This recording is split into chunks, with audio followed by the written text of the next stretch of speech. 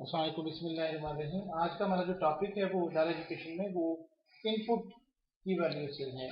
हम इसमें फाइल में आते हैं, न्यू में।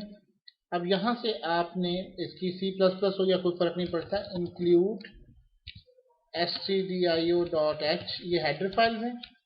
अगर आप कोई और यूज़ कर रहे हैं तो उसमें आपको देनी पड़ती हैं, वो खुद ब खुद भी दे देते हैं। और एक conio.h, ये दो मैंने लाइब्रेरीज ऐड की। वाइड मेन,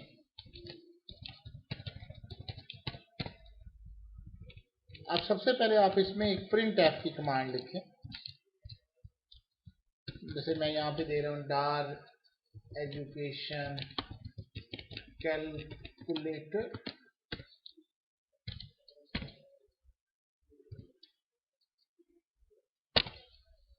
और एक हमारे पास फंक्शन होता है get C H. Get C H हम इसलिए इस्तेमाल करते हैं ताकि ये स्क्रीन के ऊपर स्टे कर सके। अब आप इसको कंपाइल करेंगे, आल्ट आर रन मैं इसको करता हूँ। 0 एरर होंगे तो वो आपके सामने स्क्रीन के ऊपर डार एजुकेशन कैलकुलेटर लेके इसको क्लियर करके रखे। अब आप इसको दोबारा रन करेंगे तो ये उसी के आगे कंसोल पे लिखता जाएगा, क्योंकि ये ऑटोमेटिक नहीं, जब तक कंप्यूटर को आप इंस्ट्रक्शन नहीं देते ये इसको क्लियर नहीं करता। इसके लिए एक और फंक्शन होता है, ये जो आपके हर प्रोग्राम का हिस्सा होना चाहिए, CLR SCR। ये आपकी हर दफ़ा अब क्लियर स्क्रीन कर देगा। जब आप दोबारा से इसमें जाएंगे आपको क्लियर स्क्रीन करने के बाद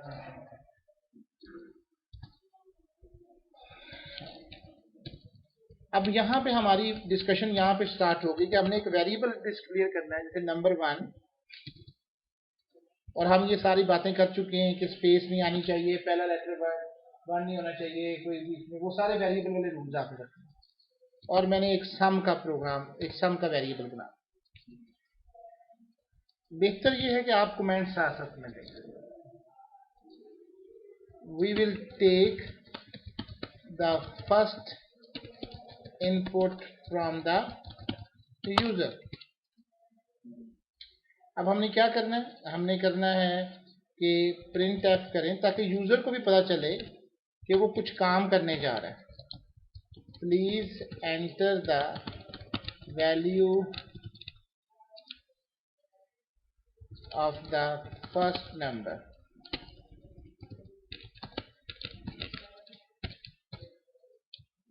ये क्योंकि फंक्शन है, फंक्शन की निशानी है कि उसके साथ में स्मॉल पैरेंथेसिस है। अब दूसरा फंक्शन जो हम यूज करेंगे वो है स्कैन एफ। स्कैनिंग करने के लिए स्कैन एफ करेंगे, और इसमें हम %d, ये बात हो चुकी हुई है, और जो नंबर आपने 1 देना है वो आपने, we will display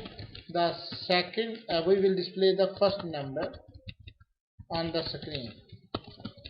ये इसलिए ताकि आपको पता चले कि वैल्यू यूजर ने टेक की है कि नहीं की। printf the first value entered by you,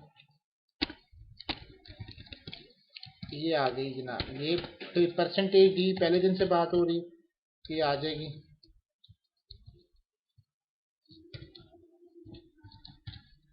comma और नंबर 1। अब हम इस प्रोग्राम को रन करते हैं, चला के देखते हैं। आप देखेंगे वो please enter the first value, मैंने उसको 2 दी है। ओके, ये शायद ये वजह भी बन गई है, नम लॉक है।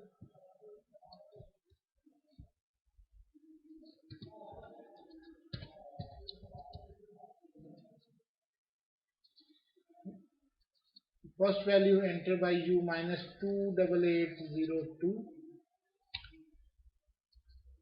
इसका मतलब ये है कि यह वैल्यू जो हमारे पास से वहां से ले रहा है ये सही वैल्यू इंसर्ट नहीं है।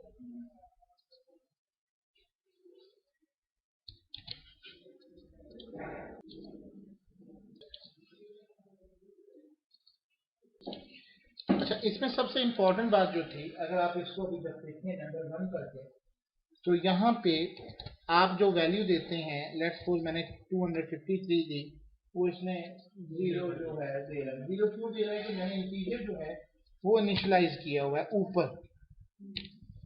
अगर मैं यहाँ पे इनिशियलाइजेशन में 50 डाल देता हूँ तो अब आप देखेंगे कि मैं वैल्यू जो पुट कर रहा हूँ वो 50 आ रहा है। वो क्या है, वो ये रहा है कि स्कैन एफ की वजह से यूजर से इनपुट कीबोर्ड से तो ली जा रही है, अगर वो ना ले रहा होता तो वो स्क्रीन के ऊपर 25 डिस्प्ले ही ना करता। फर्क ये है कि ये उसको असाइन नहीं कर रहा। इस वक्त एरर जो आ रहा है वो ये है कि आपने घर जो था आपके नाम पे था, आपने फरोख्त कर दिया किसी के नाम पे, लेकिन उसका इंतकाल नहीं करवाया। जब तक आप कागजात में इंतकाल नहीं करवाते, पेमेंट भी आपको हो गई है, जब तक इंतकाल नहीं होगा वो घर आपके नाम पे ही रहेगा, वो जाके कानूनी तौर पे अगले के नाम पे ही। इसका मतलब है कि इंतकाल के लिए आपको वो जाना पड़ेगा, एक प्रोसेस करना पड़ेगा, और वो जो आपका एड्रेस है वो किसी और के नाम पे मुंतकिल हो एड्रेस। सिमिलरली कंप्यूटर को आपने वेरिएबल दिया हुआ है नंबर 1 का, लेकिन उसको कोई और इंफॉर्मेशन नहीं दी। आपने ये बताया, वेरिएबल बना हुआ था कि इसके अंदर आपने साइन करना है, लेकिन जब तक आप उसका एड्रेस उसको नहीं बताएंगे कि ये इस लोकेशन का एड्रेस है, इसमें जाके तब्दीली करनी है, he will not behave like. इसलिए अब हम इसकी एरर को दूर करते हैं। लेट्स सपोज मैं इसको इनिशियलाइजेशन 0 भी रखता हूँ, और यहाँ नंबर 1 के बाद आपने एंड साइन लगाना। कौन सा साइन लगाना? एंड का मतलब है कि ये जो नंबर 1 का एड्रेस है इस लोकेशन के ऊपर इसको फिल अप कर। अब मैं इसको आल्ट रन करता हूँ तो ये देखें कि 25 है, तो then it will be 25।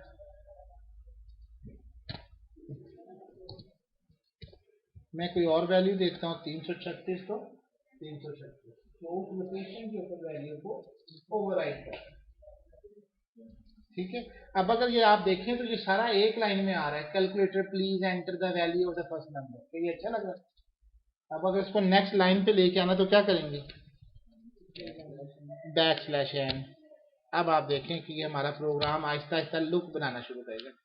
Data education calculator please enter the value, first value ये ले 23। ठीक हो गया। अब मेरा ख्याल है कि ये कुछ अच्छा नहीं लगता कि हम उसको डिस्प्ले करवाएं कि जनाब तुमने फर्स्ट नंबर जो है वो क्या लिया है। ठीक है, तो इफ यू अलाउ मी तो मैं ये हटा देना चाहता हूँ यहाँ से। ठीक हो गया। We will take the second input from the user. ठीक है, हमने उसे कहा जी प्रिंट है। अब अगली लाइन पे लेना है तो फिर \n का मतलब समझ आता है? Please enter the value of the second number. खूबसूरती के लिए आप जो भी करना चाहें। स्कैन एफ के लिए आपको नहीं देने जरूरत है। %d कॉमा इसके साथ एंड नहीं भूलना, नहीं तो एरर आ जाएगा। एरर नहीं आएगा मतलब वो वैल्यू दो वैल्यूज हो गई। अपन ने बनाया हुआ sum is equal to number 1 plus number 2। इसको यहाँ एंड लिखने की जरूरत नहीं है, वैल्यू चलेगी नहीं। और print F the result of the program %d, और आपने क्या दे देना है आखिर में? सम। 25 अगली लाइन पे आ गया 36। Answer is 36। This is the end of the program. Thank you very much. Allah.